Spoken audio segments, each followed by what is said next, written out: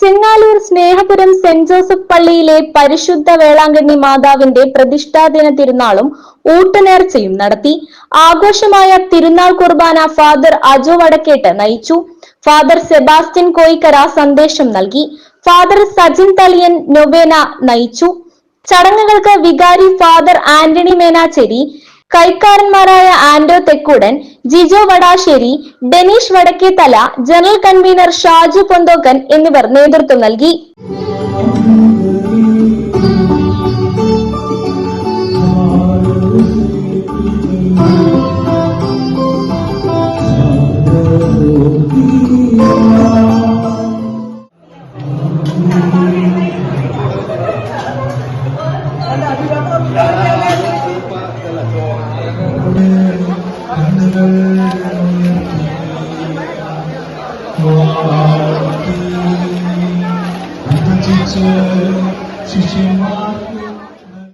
Nenmanikkara saint Mary's പള്ളിയിലെ പരിശുദ്ധ സ്വർഗാരോപിത മാതാവിന്റെ ഊട്ടുതിരുനാൾ ആഘോഷിച്ചു.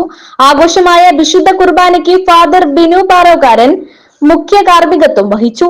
ഫാദർ സ്റ്റിഷൻ കുണ്ടുകുളം സഹകാർമ്മികനായി. ഫാദർ ഫിജോ ആലപ്പാടൻ സന്ദേശം നൽകി. കപ്പേളയിലേക്ക് പ്രദക്ഷിണവും ഉണ്ടായിരുന്നു.